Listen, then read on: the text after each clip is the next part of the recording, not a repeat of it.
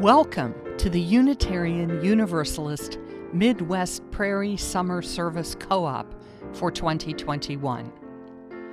As our congregations begin planning to reopen in-person gatherings this fall after our long pandemic separation, we take this opportunity for a series of virtual visits with some of our neighboring UU churches over the summer weeks. Each Sunday, you are invited to experience inspirational messages from a variety of our ministers, together with music and other elements that make our communities special.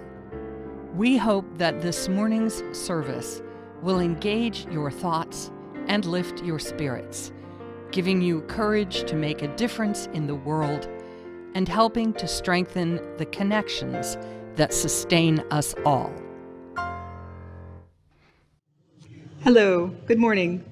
My name is Katie Kingery Page, and I'm a member of the Unitarian Universalist Fellowship of Manhattan, Kansas. We welcome you today to this service led by our minister, the Reverend John Lou Johnstone. We welcome you no matter what phase you're in of your own personal reopening. Maybe you are tightly closed like a beautiful lotus bud, or perhaps you're beginning to open and venture forth, or maybe you're in full blossom, but still trying to hold on to the essential change that we know has to come, even as the world tells us that we can return to earlier times. Welcome.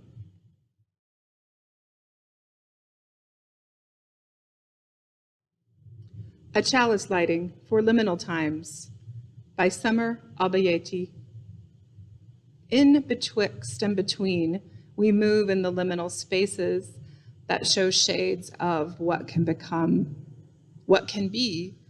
We light this chalice as a symbol of courage to move into that time, this and that, and not this and not that, with patience and faith and love and hope that this time will pass, like the sun that moves in between rising and setting, reminding us that beauty resounds in betwixt and in between.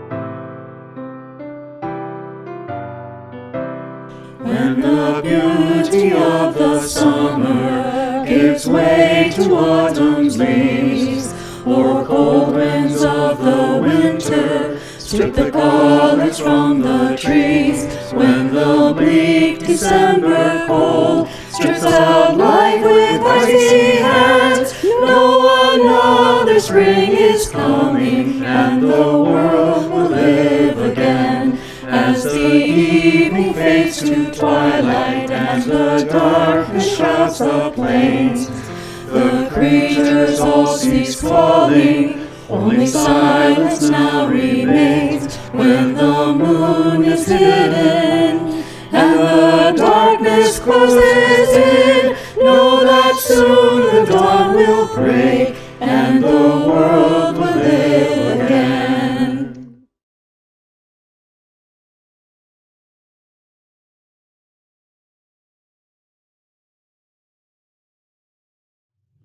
This poem was written on the first day of quarantine. Today, When I Could Do Nothing, by Jane Hirschfield. Today, when I could do nothing, I saved an ant. It must have come in with the morning paper, still being delivered to those sheltered in place. A morning paper is still an essential service. I am not an essential service. I have coffee and books, time, a garden, silence enough to fill cisterns. It must have first walked the morning paper as if loosened ink, taking the shape of an ant, then across the laptop, computer, warm, then onto the back of a cushion. Small black ant alone, crossing a navy cushion, moving steadily because that is what it could do. Set outside in the sun, it could not have found its nest again. So what then did I save? It did not move as if frightened, even while walking my hand, which moved it through swiftness and air. Ant alone, without companions, whose ant heart I could not fathom. How is your life? I wanted to ask. I lifted it, took it outside. This first day when I could do nothing, contribute nothing, beyond staying distant from my own kind, I did this.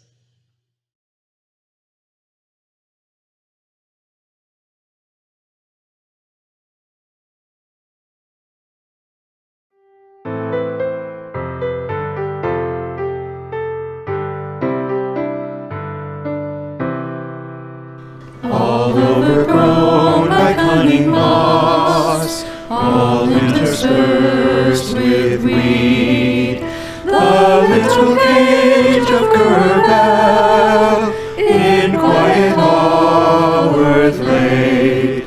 This bird observing others when frost too sharp became, retired to other latitudes, quietly did the same, but differed in wintering, since Yorkshire hills are green.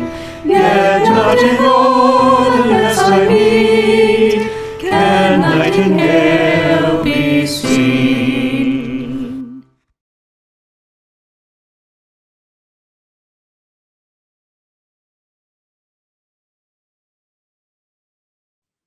I'm going to read you a story about a little boy named Harold.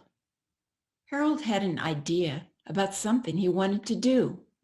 Many challenges appeared, but he didn't just sit around waiting for things to change. He accepted each situation as an opportunity.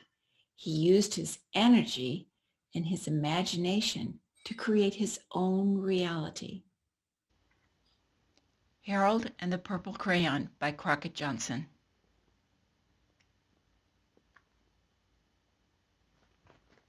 One evening, after thinking it over for some time, Harold decided to go for a walk in the moonlight.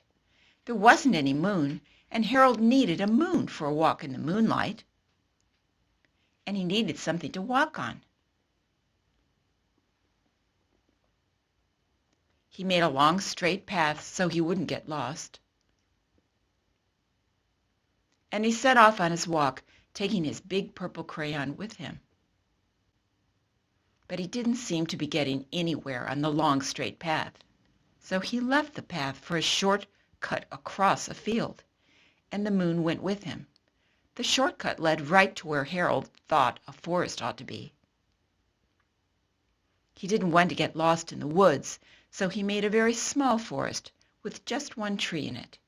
It turned out to be an apple tree. The apples would be very tasty, Harold thought, when they got red. So he put a frightening dragon under the tree to guard the apples.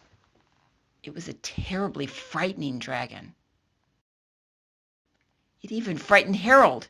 He backed away. His hand holding the purple crayon shook. Suddenly he realized what was happening. By then, Harold was over his head in an ocean.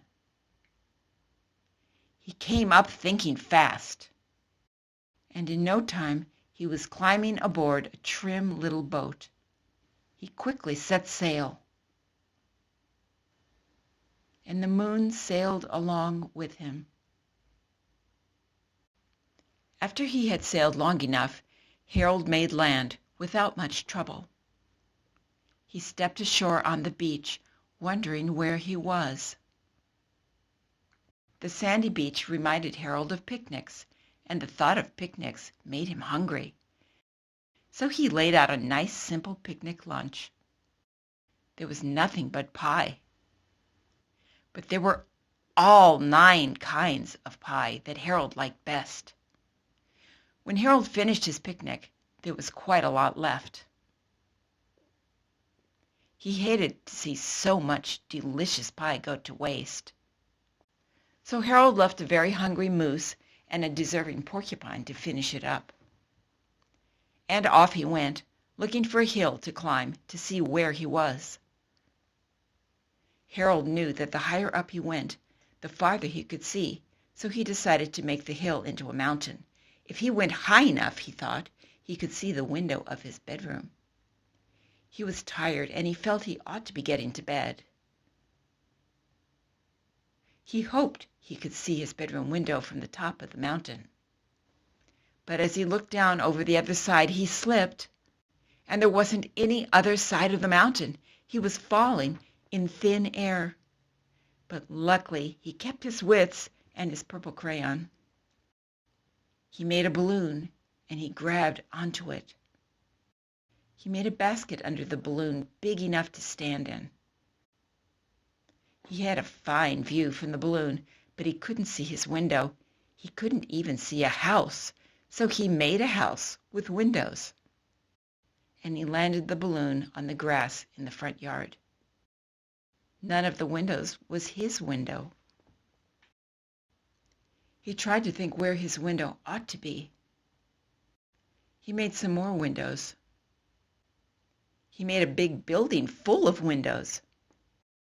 He made lots of buildings full of windows.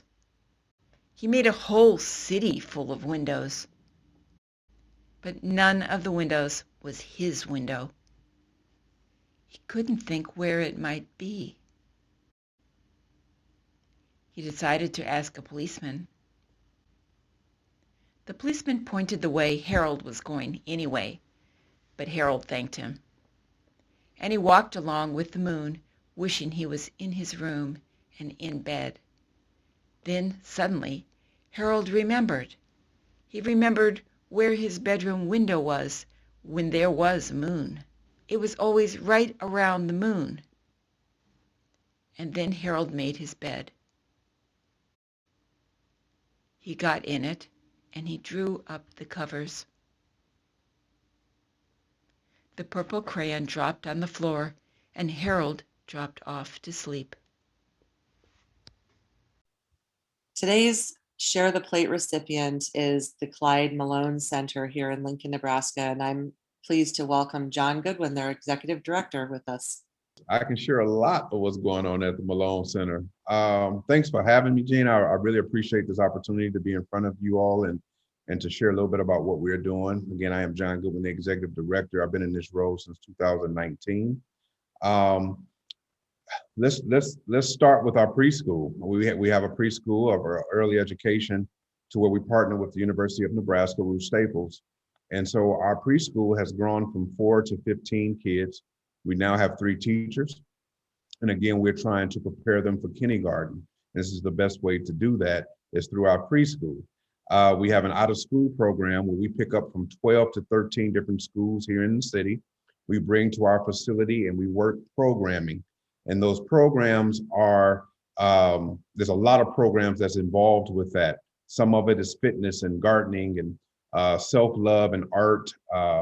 We've done robotics. We're trying to introduce electronics and aviation also to our kids that are here. Our goal is to create a different experience for them so they can have more successful outcomes. And we do that through these programs. From there, we go into our high school programs. In our high school programs, we have a young men, young women's leadership program where we're teaching our teens how to own their own business, be entrepreneurs. So we get them into events. We take them different colleges down south so they can see African Americans owning their own business, to encourage them and to give them more insight on that. That has been very successful in that program. We also have a Take Pause program where we're working with our police department, educating both sides. We call it Take Pause because we want both sides to take pause of doing something that they will probably regret later. And so With that, you may see some of our kids and the police out planting trees together, out eating together, bowling together, doing different activities, going to the movies together to build more relationship and understanding. Our goal and our vision here at the Malone is to create unity and prosperity throughout Lincoln while honoring our African American heritage. And we do those through our programs. We do those through the things that we offer. We believe that once we can change the experience or offer a different experience, their behavior, their thinking would change, their behaviors would change, and we will have more positive, impactful outcomes. If you're watching this and you'd like to give a contribution to Share the Plate to the Malone Center, we encourage you to try text giving. All you do is text UC Lincoln to 73256. That's UC Lincoln and the amount you wish to give to 73256, and we'll put that up on the screen as well.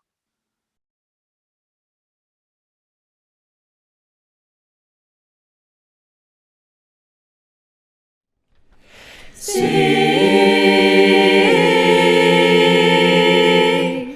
be,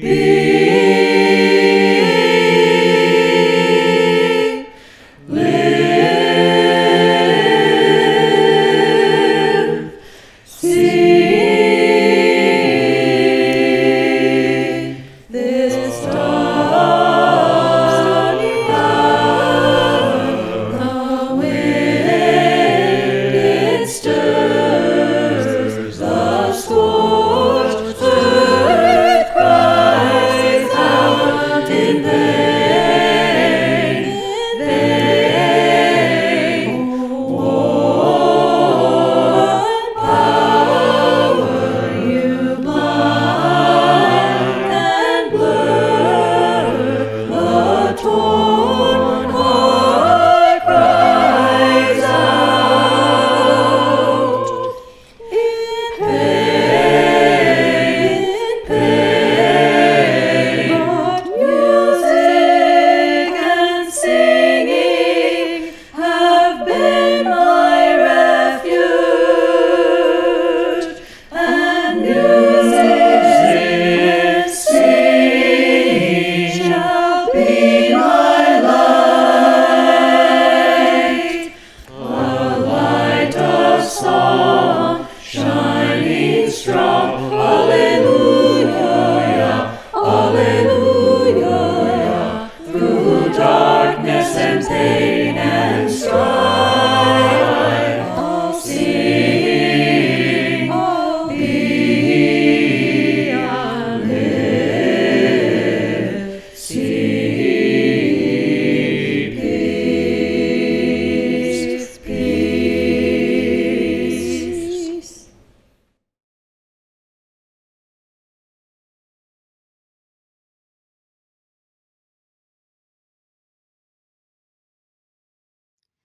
The seasons of our lives come and go in an endless swirl. Beginnings and endings can be hard to discern as they all have their own timeline. Often changes come slowly enough that we hardly notice them unless we focus on one particular person or one particular thing. The toddler is suddenly taller and less baby round and more angular, and next thing you know, they're a child. And wrinkles around our own eyes deepen ever so slowly.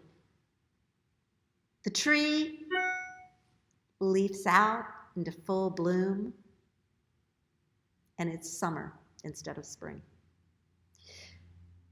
The dawning realization of buried history shifts our understanding of ourselves. Everything on its own schedule, so the change may be noticeable in one place and not in another.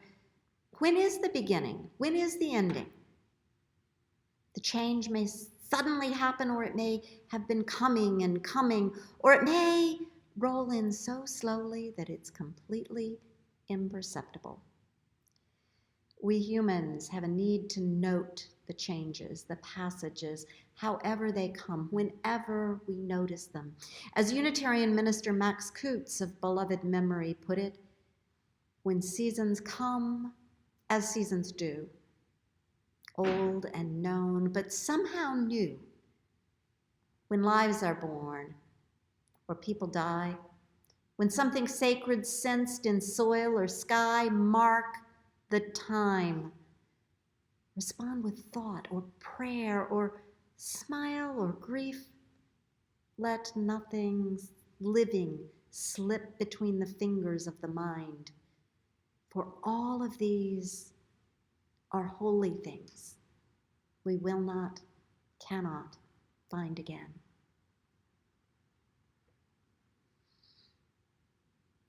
Here's the thing, though. For the past 16 months, we have not been able to mark the time in the same ways we have been used to. Weddings and memorial services, if done at all, were small or virtual, never quite as satisfying as being there.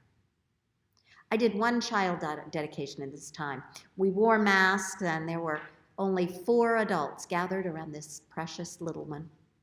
We taped it, of course, and shared with the congregation, but it's not the same as being there. Graduations skipped or diminished. Birthdays slipped by, barely acknowledged. Holidays have passed without hoopla. Seasons have come and gone, and we have been unable to mark them in ways we are used to, with large family or community gatherings, with food and drinks and joy, or with food and drinks and sadness, depending on the occasion. So in the time we have been socially distanced, new things have started and old things have passed away with little attention or acknowledgement. In missing all of this, our losses have piled higher and higher, heaping up, weighing on our hearts, and stirring up grief we don't even know the source of. And many of us have the even deeper burden of deaths of loved ones, whether by COVID or other causes, that have felt more complicated or maybe less real than they might have. Meanwhile, people of color especially have felt acute pain with the George Floyd murder and continued revelations of the ongoing racism that resists eradication in our American culture. So many feelings: sadness, anger, loss, fear, in an endless swirl. Now, though, we are finally poking our heads out of the holes and wandering away from our houses. Is it the end of COVID? No. Is it the beginning of a new time? Maybe. The pandemic's not over. We know that. We still feel the threat of the Delta variant, and who knows what else is coming down the horizon. Yet we are finding life again. We are finding life again. I went to our community's Pride picnic recently, and how great it was to see hundreds of people being joyous together, outdoors, safely. I hugged people I had not seen in more than a year. I marveled at the beauty of a diverse community.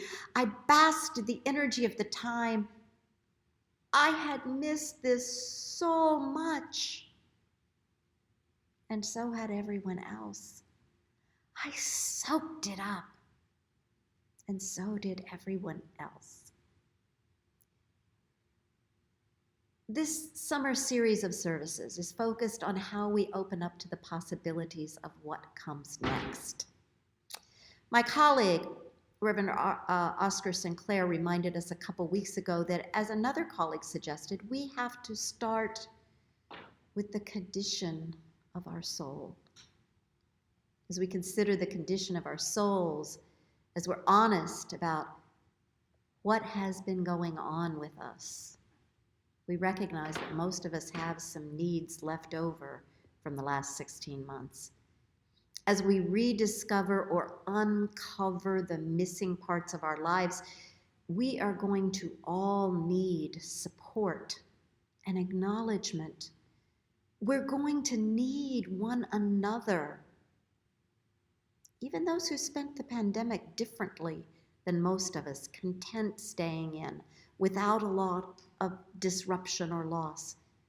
Even those folks may feel a kind of survivor's guilt or may feel loss at having to return to the messy world. This is complicated and unfamiliar for us all.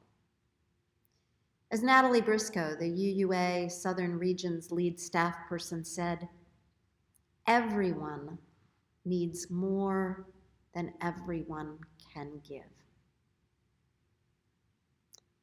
Now, in normal times, that's not necessarily true. Usually we have the communal capacity to bolster others enough that we can all be satisfied. We may make choices about not supporting one another normally, but we have the capacity.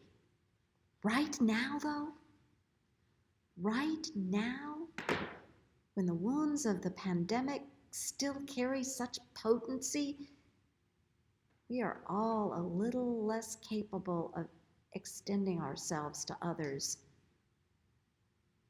even a little less capable of taking good care of ourselves. Yet we must. We must take good care of ourselves, and we must do what we can for one another. I'm thinking a lot about grace these days. In the religious sphere, grace is receiving unearned gifts, usually from God. These days, though, I suggest we all need to be spreading grace. We need to be giving one another unearned gifts because we all need them. Because people will act out because they're stressed to the max, and they need to know we love them anyway. We need to give one another a break. Grace.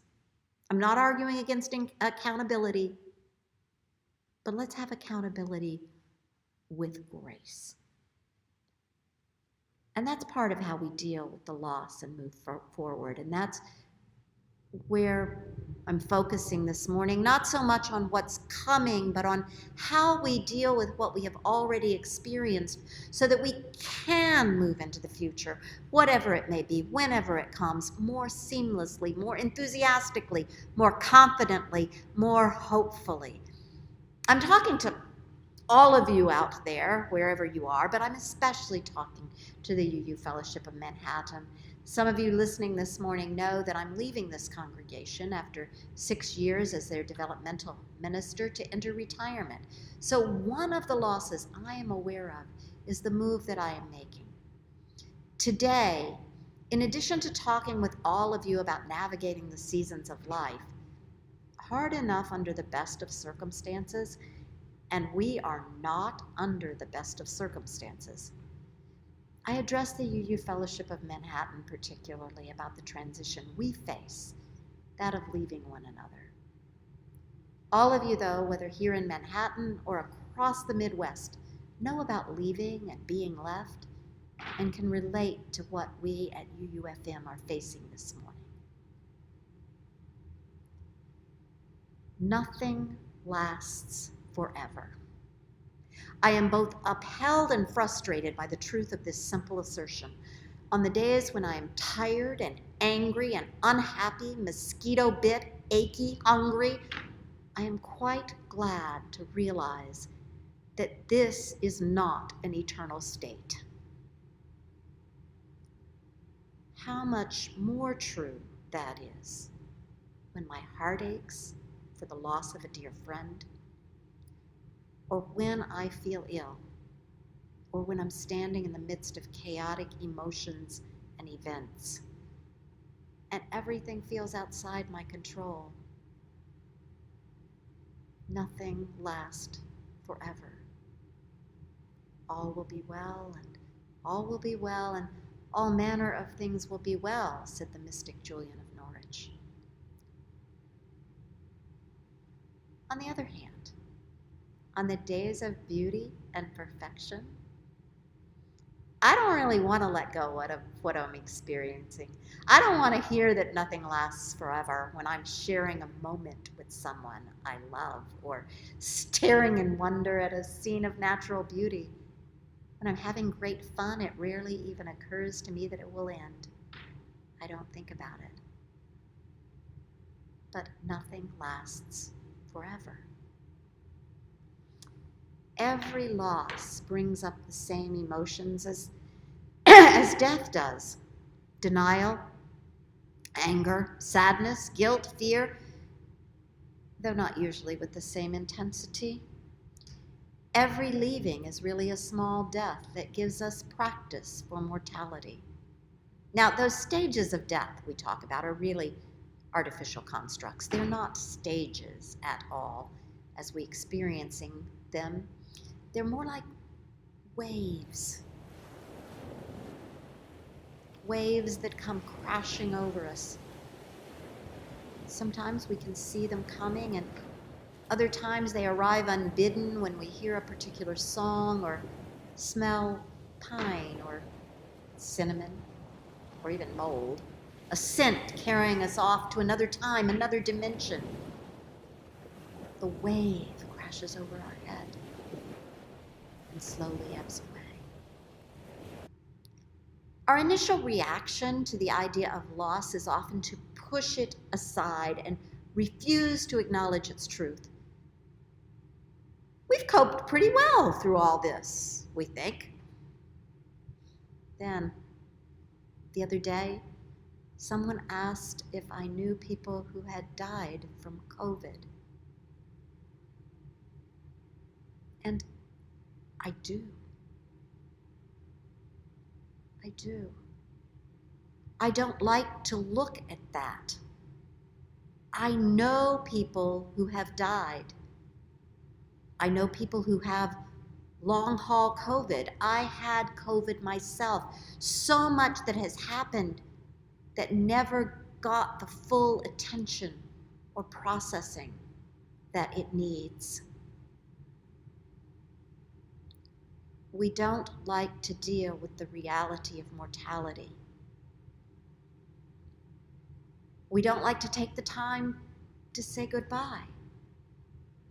We'd rather deny that it will really change.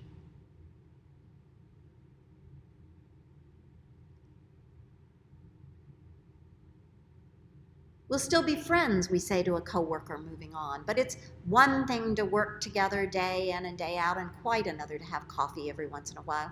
The relationship has changed, and the truth is probably ended. Certainly, the form of the relationship has ended. But that's hard to face. And in the long run, so much healthier if we have faced it, named it, marked it, celebrated it, grieved it. It's hard that so much happened during this time without full acknowledgement. How do we acknowledge what has gone by and been left behind? We have been immersed in trauma and stress, and we don't want to go back there. We want to go as far away from those feelings and experiences as possible. We want to move forward, reclaim those good feelings I had at Pride. Just ignore all that crappy stuff that's gone by. Pandemic? What pandemic? Let's just forget it. Problem is, that's not so easy for our bodies where we live. Whether we consciously remember it or not, our bodies registered it as stress, and they refuse to let go of it. In 2019, just in time for the pandemic, Emily Nagoski and her sister Amelia Nagoski teamed up to write Burnout, The Secret to Unlocking the Stress Cycle. The truth is that much of what they have to say is not a secret. There's plenty of research to back it up, and so much is things we know. They are just for some strange reason hard for us to do. For example, the single best way to complete the stress cycle, that is to tell our bodies they can quit acting like they need to run away from a tiger or a pandemic, physical activity. Run, dance, walk, sweat, move. Other stuff that works? A good long hug. At least 20 seconds that can tell your body, you are all right. You are safe. You can quit stressing. A couple of other things work well to complete or break the stress cycle. Creative expression. Let yourself paint or sing or sculpt. Let something new come into being out of your own hands. Laughing hard for a while also tells the body to chill, or for that matter, crying hard for a while. And to really get stronger, rest.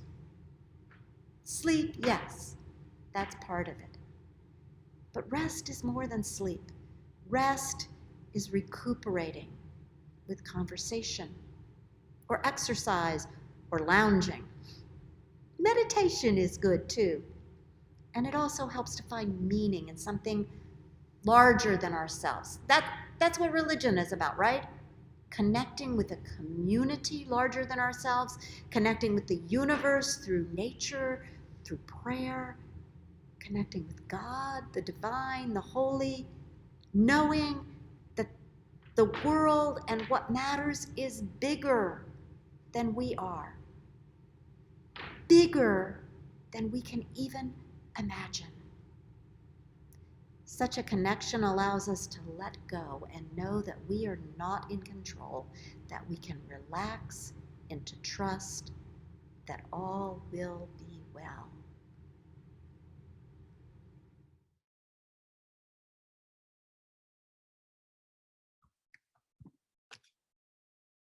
I invite you, if you're willing, to take a moment and breathe deeply into your body. If you'll trust me, I'd like to take you on a tour of the beginnings and endings of your pandemic time and help you to release your body from the stressors that came along. Breathe. Breathe as deeply into your body as you can. Feel the breath descend into the very bottom part of your lungs. Imagine the breath going even further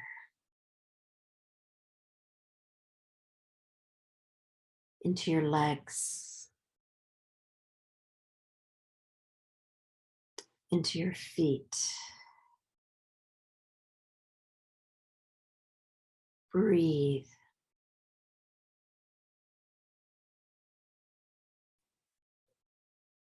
Relax. Notice where you hold tension. If you need to stretch to release the tension, do so.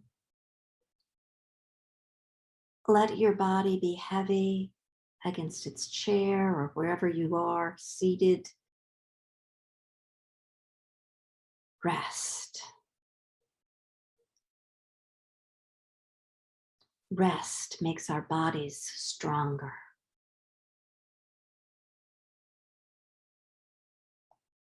As you continue to breathe and to relax, remember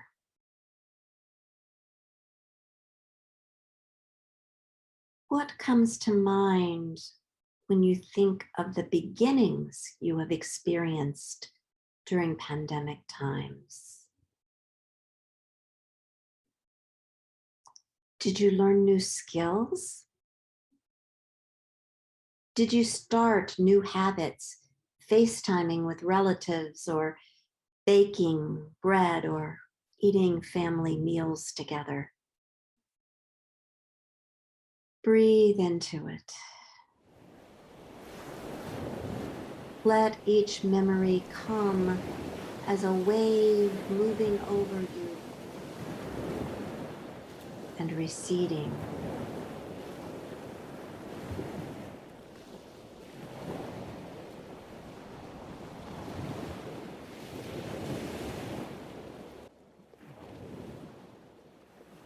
What comes to mind when you think of endings you have experienced in this time?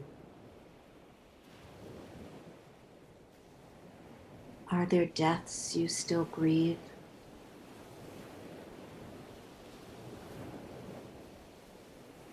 Are there changes, moves, graduations?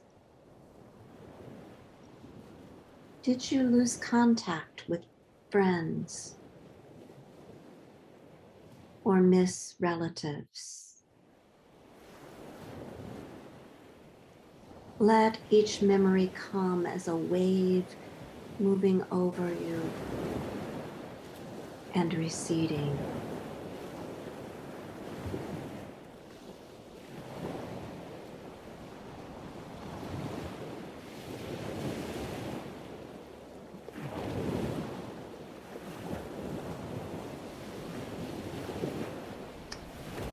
Notice if there are things you want to hold on to process further later. Tuck them away inside your heart. You can always come back to them if they need further acknowledgement, celebration, or grief. Consider how you will return to what you need to return to, how you will equip yourself to look forward.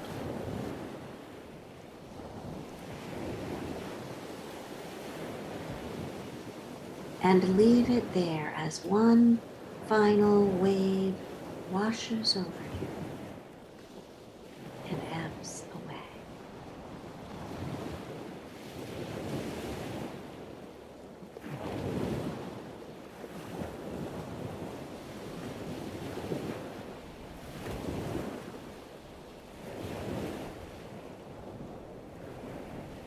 As you are ready, return your attention to your breath. Notice the place where you're sitting now. Notice the room you are in and the screen in front of you.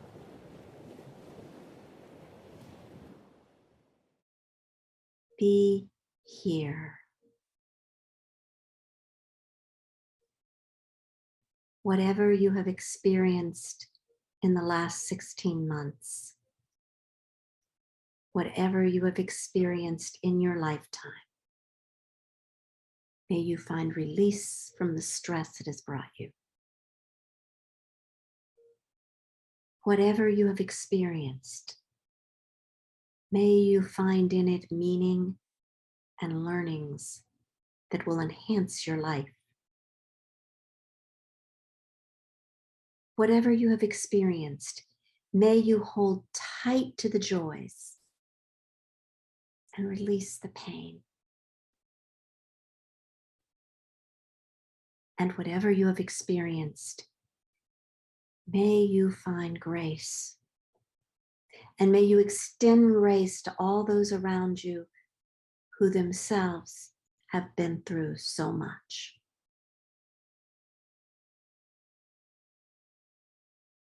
Nothing lasts forever. May you find comfort in those words as you consider the seasons of your life, of this particular season of your life. So may it be. Amen. And blessed be.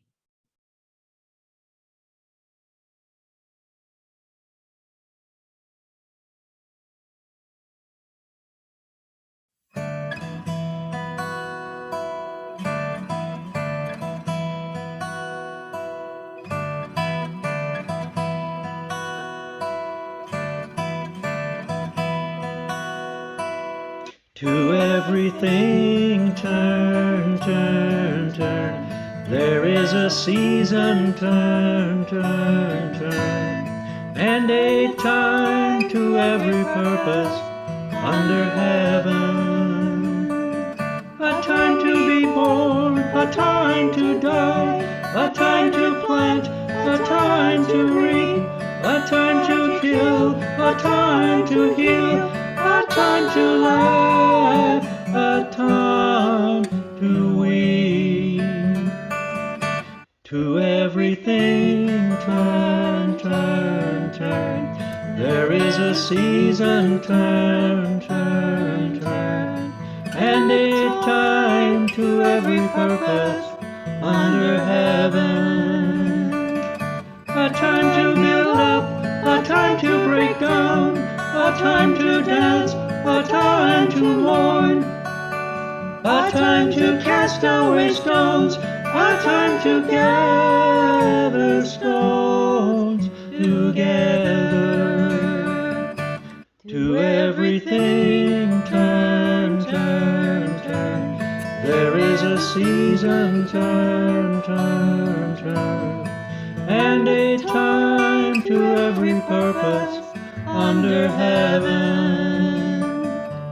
A time of love, a time of hate, a time of war, a time of peace, a time you may embrace, a time to refrain from embracing.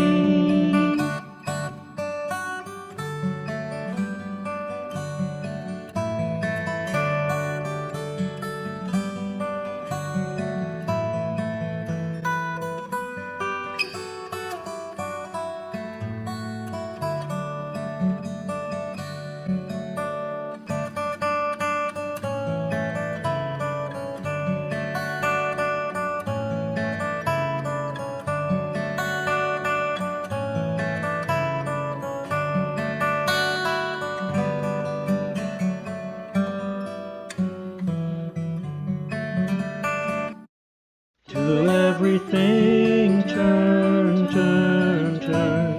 There is a season, turn, turn, turn.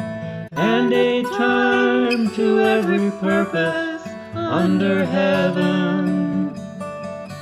A time to gain, a time to lose, a time to stay, a time to leave, a time to hold on, a time to let go, a time for friendship, a time for remembering.